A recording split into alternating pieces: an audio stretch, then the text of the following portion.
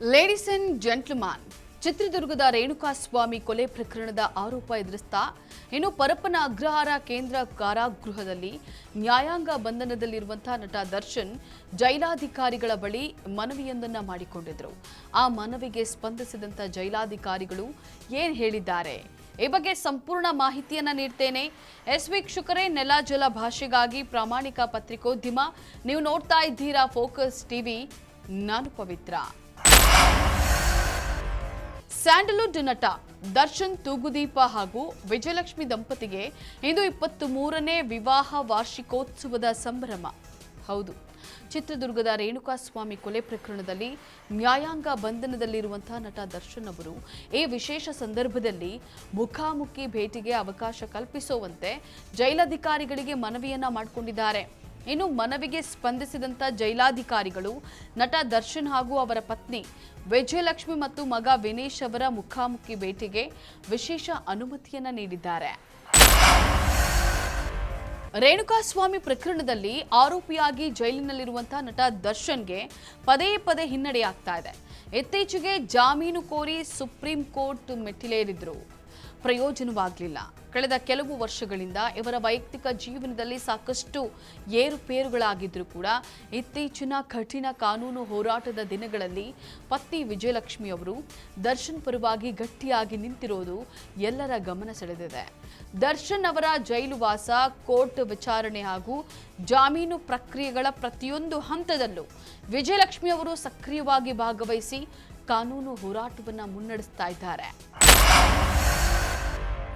ಮೇ 19, 2003ರಂದು ಪವಿತ್ರ ಕ್ಷೇತ್ರವಾದಂತಹ ಧರ್ಮಸ್ಥಳದಲ್ಲಿ ದರ್ಶನ್ ತೂಗುದೀಪ ಮತ್ತು ವಿಜಯಲಕ್ಷ್ಮಿ ಅವರ ವಿವಾಹ ಮಹೋತ್ಸವ ಅತ್ಯಂತ ಸರಳವಾಗಿ ನೆರವೇರಿತ್ತು. ಕೇವಲ ಆಪ್ತ ಕುಟುಂಬಸ್ಥರು ಮತ್ತು ಸ್ನೇಹಿತರ ಸಮ್ಮುಖದಲ್ಲಿ ಅತ್ಯಂತ ಸರಳವಾಗಿ, ಶಾಸ್ತ್ರೋಕ್ತವಾಗಿ ಧರ್ಮಸ್ಥಳದಲ್ಲಿ ಇವರ ಮದುವೆ ನಡೆದಿತ್ತು. ಆ ಸಮಯದಲ್ಲಿ ದರ್ಶನ್ ಅವರು ಚಿತ್ರರಂಗದಲ್ಲಿ ದೊಡ್ಡ ಸ್ಟಾರ್ ಆಗಿರಲಿಲ್ಲ. ಅಲ್ಲಿಂದ ಆರಂಭವಾದಂತಹ ಇವರ 23 ವರ್ಷಗಳ ದಾಂಪತ್ಯದ ಪಯಣದಲ್ಲಿ ಸದ್ಯ ಕಠಿಣ ದಿನಗಳು ಎದುರಾಗಿದ್ರೂ ಕೂಡ ವಿಜಯಲಕ್ಷ್ಮಿ ಅವರು ಪತಿಯ ಪರವಾಗಿ ನಿಂತು ಹೋರಾಡ್ತಿರೋದು ಇವರ ಬಾಂಧವ್ಯಕ್ಕೆ ಸಾಕ್ಷಿಯಾಗಿದೆ. ಕನ್ನಡ ಚಿತ್ರರಂಗದ ಅತಿ ದೊಡ್ಡ ಮಾರ್ಕೆಟ್ ಹೊಂದಿರುವಂತಹ ನಟರಲ್ಲಿ ದರ್ಶನ್ ಕೂಡ ಒಬ್ರು. ಒಂದು ವೇಳೆ ಅವರು ನಿರ್ದೋಷಿಯಾಗಿ ಹೊರಬಂದ್ರೆ ಅರ್ಧಕ್ಕೆ ನಿಂತಿರುವಂತಹ ಸಿನಿಮಾಗಳು ಹಾಗೂ ಹೊಸ ಪ್ರಾಜೆಕ್ಟ್ಗಳು ಮತ್ತೆ ಲೈನಪ್ ಆಗೋದಂತೂ ಗ್ಯಾರಂಟಿ. ಚಿತ್ರರಂಗದಲ್ಲಿ ಅವರ ಮೇಲೆ ಹೂಡಿಕೆಯಾಗಿದ್ದಂತಹ 100 ಕೋಟಿ ರೂಪಾಯಿಗಳ ಬಿಸ್ನೆಸ್ ಮತ್ತೆ ಚೇತರಿಸಿಕೊಳ್ತದೆ. ಇದರ ಜೊತೆಗೆ ನಿರ್ಮಾಪಕರು ಮತ್ತು ವಿತರಕರು ನಿಟ್ಟುಸಿರನ್ನ ಬಿಡ್ತಾರೆ. ಇನ್ನು ಗಾಂಧಿನಗರ ಹಾಗೂ ಒಟ್ಟಾರೆ ಚಿತ್ರರಂಗದಲ್ಲಿ ಸಂಚಲನ ಸೃಷ್ಟಿಯಾಗೋದ್ರಲ್ಲಿ ಸಂಶಯ ಬೇಡ. ನಟ ದರ್ಶನ್ ತೂಗುದೀಪ ಅವರು ಜೂನ್ 2024ರಿಂದ ಕಳೀತಾ ಇರುವಂತಹ ಜೈಲು ವಾಸದಲ್ಲಿ ಹಲವು ರೀತಿಯ ಕಷ್ಟ ಹಾಗೂ ಸವಾಲುಗಳನ್ನು ಎದುರಿಸಿದ್ದಾರೆ. ಜಾಮೀನು ನಿರಾಕರಣೆ ಬಳಿಕ ಕುಗ್ಗಿ ಹೋದಂತಹ ಪತ್ನಿ ಶತ ಪ್ರಯತ್ನ ಮಾಡಿ ನಿರಾಸೆಗೊಂಡಿದ್ದಾರೆ. ಆದರೆ ಈಗ ತಮ್ಮ ಆನಿವರ್ಸರಿ ದಿನವೇ ದರ್ಶನ್ ಭೇಟಿಗೆ ಅವಕಾಶ ಸಿಕ್ಕಿದ್ದು ಕೊಂಚ ಖುಷಿ ತಂದಿದೆ.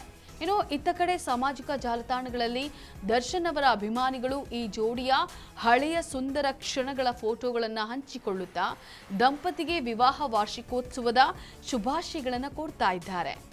ಇದಾಗಿತ್ತು ಈ ಕ್ಷಣದ ಅಪ್ಡೇಟ್. ನೆಲ ಜಲ ಭಾಷೆಗಾಗಿ ನೋಡ್ತಾ ಇರಿ ಫೋಕಸ್ ಟಿವಿ.